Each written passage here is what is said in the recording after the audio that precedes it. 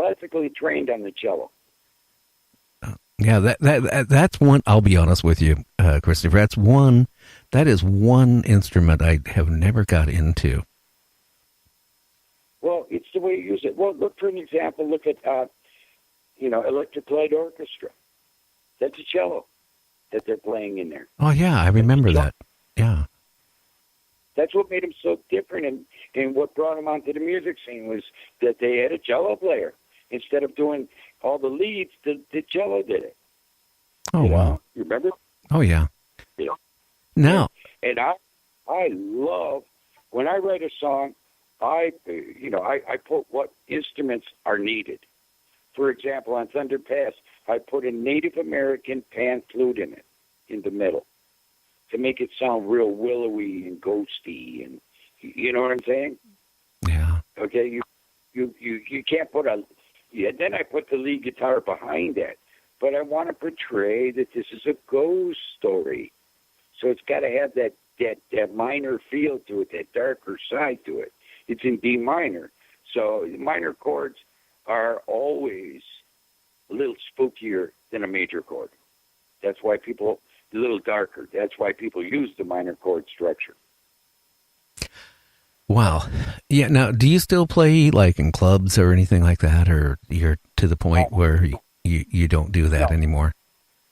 No, I haven't for so many years. This is a craft I have honed for 60 years. Okay? When you do your job, you don't do it for $100 a night if you're a professional. Right. I am not going to put a guitar on my shoulder and stand there for 4 or 5 hours playing somebody else's music, although that's fine, for $100. I'd rather have a day job if that's what it came to. You understand what I'm saying? No, so I don't do that, no. I'll do guest appearances, and I'd rather work for free. I'd rather play to an intimate crowd for free than to lessen my craft and take $100 for doing that. I won't even open my case for $100. Yeah, I mean, yeah. Well, $100 is nothing, I mean, especially nowadays. Maybe back in the '60s, $100 was something, but not anymore. That's what these bars pay these musicians.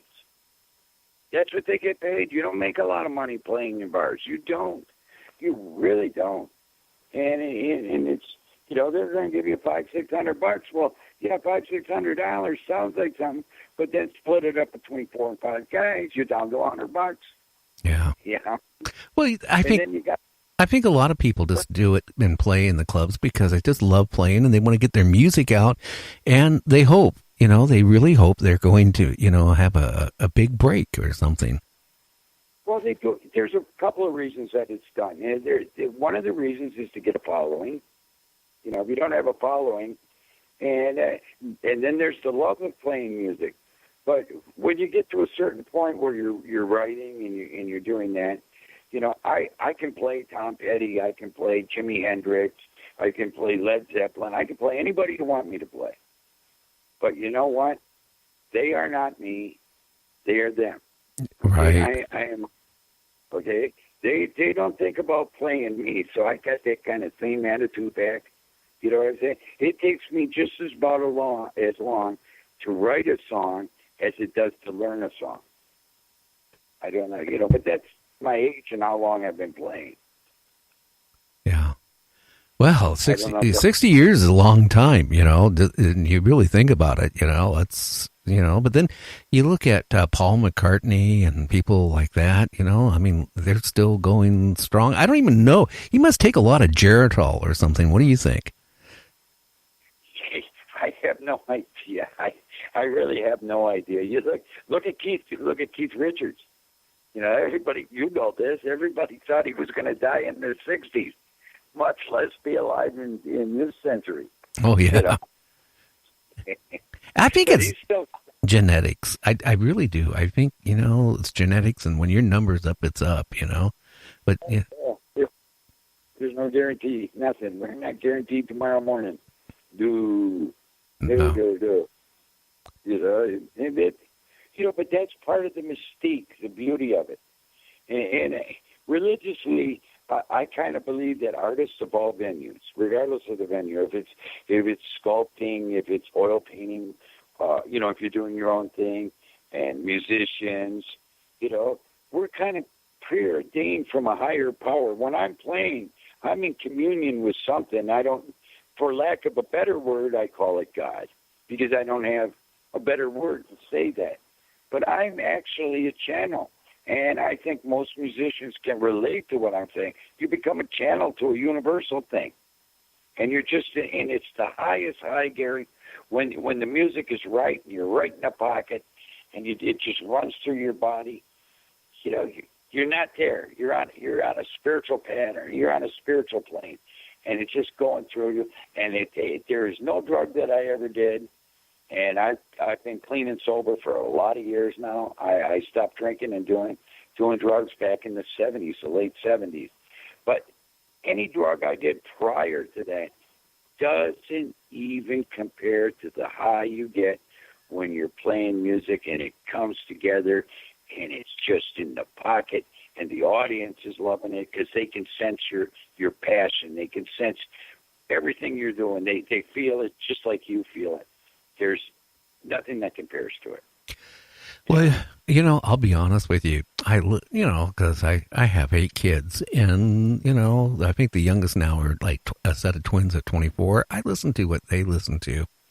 But you know what? It doesn't do anything to me, I in a lot of ways, I'm a young 66 because in some ways, my music, I was broadcasting at an early age and did it for a long time, and played records all the time. That's because I couldn't play a guitar, so I did the next thing. I DJ'd, and I just we need DJs. That's what puts our music out there. We need that. It's hand in hand. So you're an artist on that. You're an artist on that plane. Believe me. Without you guys, we wouldn't be. Who's going to hear our music on a broad scale if it wasn't for the radio? Who's going to do that? Oh, yeah. Or now, you're right. Okay. Now it's the internet. But when we were coming up, we had dial phone. Yeah, I remember a lot of people don't even realize when I was talking to one of my sons one day, I said, I remember when it was 10 cents to make a phone call. And they go, 10 cents? It's never been 10 cents. Yeah, it used to be 10 cents. Yeah, then it went up to a quarter. Oh, no. Yeah, and this keeps going from there. Boy, do I miss those old phone booths everywhere, too. Things have changed so drastically. Everybody walks around, with their cell phones and stuff like that. I guess it's cool because, your cell phone doubles. You can listen to music on it. Yeah, you can go on Facebook on it. That's how I met you. I met you on Facebook. Right. They're a mystery to me, Gary. That whole thing is just like 50 steps beyond my wildest imagination. And believe me, I've got a warped sense of humor, and I've got a really vivid imagination. I truly do. My writing partner, he just looks at me and just goes, "Well, you're out there, Chris." I go, "Yeah." And then my business partner, who's the author, Gary Rice, who you've been corresponding with. Yeah. And I don't know, but look up his book. He's a sick puppy too. And I love him, but he's still a sick puppy. And I know, aren't we all? Yeah, and I know he's listening, so I just called my business partner a sick puppy. So, think I'll hear anything from there? Sorry, Gary. But I know you can't give a plot. Is this movie you guys are going to be doing, is it going to be really scary? Oh, yes. Oh, yeah. We've got robots in there. We've got robotics, not a robot, but we got robotics. It's a good versus evil, and it's suspense, and it's horror. A lot of killing, a lot of blowing things up. Excuse me on that. Uh-huh. A lot of blowing things up. Major actors. I can't give that away just yet because we're still in pre-production. And believe me, this will scare the hell out of you when we're done with it. That's our full intention. we're going to take horror to a whole another dimension. Oh, that's good. You know, I would like actually to see a horror movie. It's so scary, and the good guys don't win. So at the end of the movie, the dark side actually wins. That is our premise, okay? You know what I'm saying? And we leave you hanging when we cut it. It's just, what? What did you just do? How did that? We're going to leave you hanging. Oh, well, you know, that's the best part, you know. Then you can always come up with a sequel, you know, if it goes over good on the first movie, you know, and you leave the people hanging, that leaves you a good plot for a second one. Yeah, well, that's kind of the idea behind it, because, you know,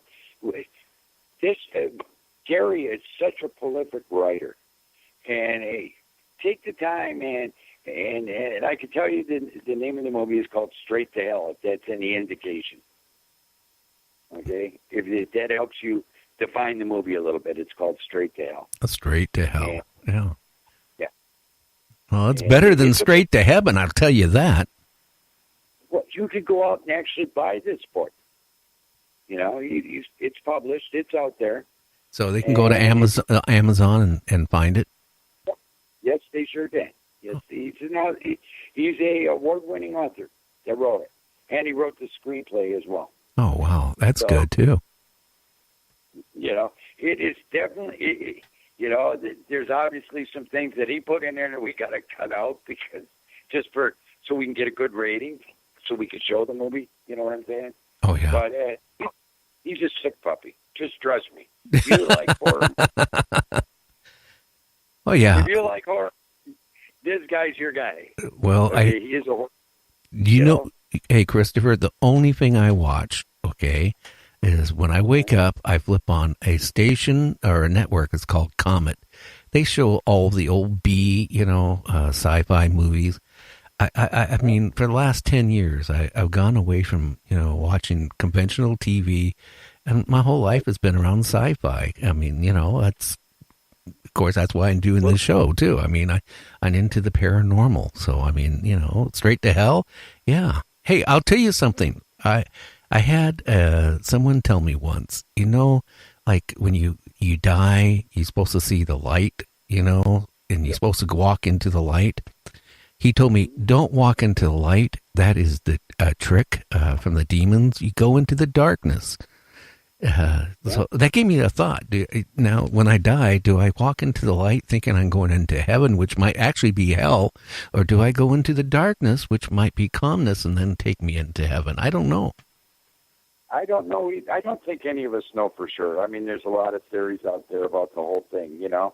I personally haven't had any paranormal experiences, so I really couldn't tell you. But, you know, just by the mere fact that we're energy, and this can't be the end of the cartoon. You know what I'm saying? It just can't be the end of the cartoon. This is all there is, and that's it. It just can't be. Well, better not be. You know? Or all the religions in the world don't mean nothing. You know, I mean, for thousands of years, I mean, you know, started off with rocks, ended up with a sun, and then it ended up with Muhammad and Jesus. You know, all the religions in the world got a basis in some truth. You know, where that basis is, I think that's individual, and I think you believe the same thing, too. Well, it's individual. Well, you know what I will say about, and I'm going to get in trouble. I know I'm going to get in trouble for saying what I'm going to say. Religion has been the most cruel thing that ever has happened to man. Because, you know, if you go back in the 1700s and you go even back before that, okay, you know what they used to do besides burning people, you know, oh, they're the witch. They burn them, right? Or he's a wizard. So they burn them, right? They also used to sit and crucify people, right? By putting them on a rack, taking parts of their body and making them eat it. So they're sitting there, you know, making them eat their own intestines, making them eat their own flesh till they die. I mean, is that in the name of the church? Of some God that you don't even know. You know, because musicians and artists will tell you that we get in touch with that creator.